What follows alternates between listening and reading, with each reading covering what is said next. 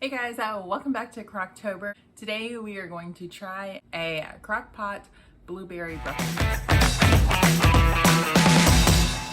So I'm excited to try this. First thing first, you need your Crockpot, of course, and they want you to cut some parchment paper and kind of put that in the bottom of your Crockpot. You're gonna need 1 loaf of French bread cubed. So we will get that cut up in a little bit.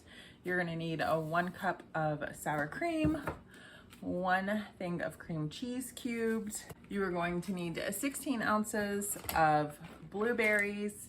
This is a little bit more, so I'll split it up, but you can use fresh or frozen. We're gonna need 1 teaspoon of vanilla. You're gonna need 1 teaspoon of cinnamon, 2/3 cup of brown sugar, 1/2 cup of maple syrup, 3/4 cup of milk. Oh, and then to cover it at the top, at the end, you're gonna need powdered sugar if you like. Oh, we got our parchment paper cut. We got that placed. I'm going to go real quick and get my blueberries washed up, as well as cube my bread, and I will be right back.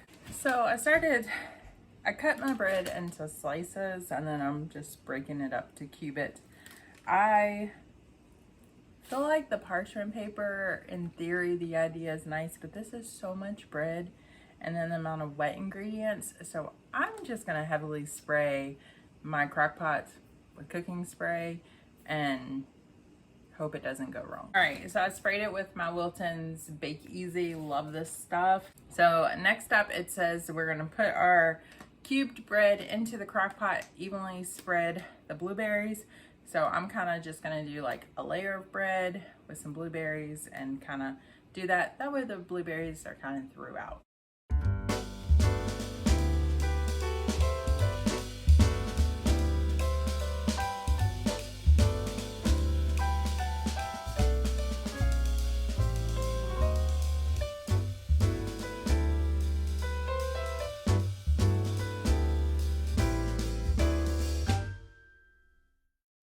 All right, so we have that done. Glad I took out the parchment paper because I feel like it just fits better in there. It looks like a lot. I have a feeling it's gonna cook down some.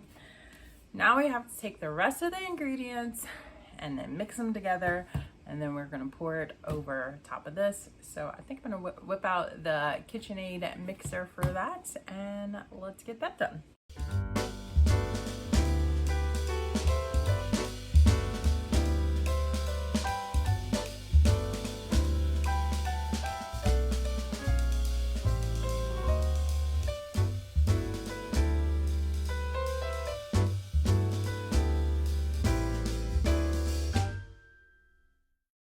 All right, so we have everything mixed together. Now we are going to pour this mixture over top of the bread and blueberries.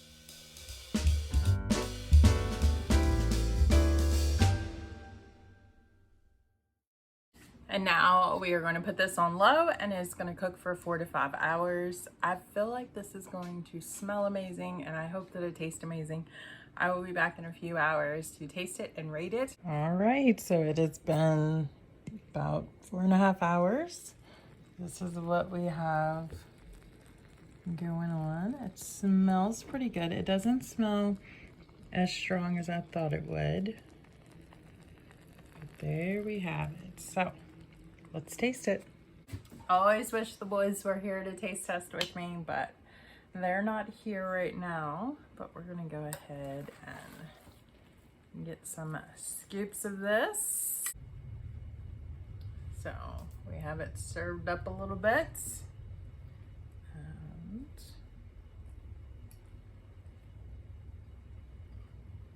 kind of just want to make sure we have a bite of everything in here.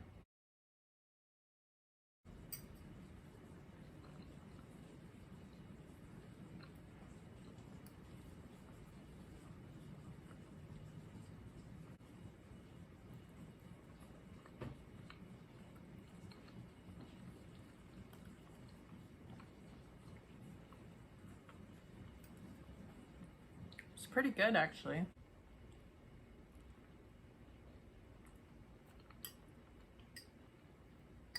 So this is really good. I'm going to rate it a 4. I'm not a big blueberry person, I think, but it is good with the blueberries. I think it would also be really good to try it with strawberries or peaches as well. If I did things differently with it, I think maybe try 2 blocks of cream cheese, 1 block, cube it up smaller, and then put the cubes kind of like we did the blueberries, kind of layered it just kind of throughout, versus mixing the cream cheese in with the egg batter, because a lot of it did just kind of settle on top. So that's one thing that I would do differently, and then play around with some different fruits. But overall, I think this is actually a really good recipe. It's not overly sweet. I thought it was going to be really sweet with the brown sugar and the maple syrup in it. But it's not. It's really, really good. So I would encourage people to try this. Again, play around with the fruit, play around with the cream cheese, kind of layer the cream cheese so that the cream cheese is more throughout, and then maybe even do 2 blocks of cream cheese instead of 1.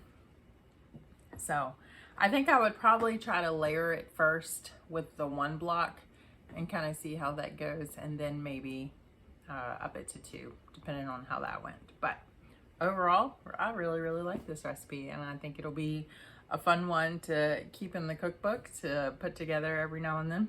Overall, it's pretty quick and simple ingredients, so not overly expensive to make. My final thoughts is a 4, and we will keep it. This recipe is from cookingwithcrockpots.com. I will have it linked down in the description box below if you would like to check it out. Thank you guys so much for watching, and I will see you guys next time for another Crocktober recipe.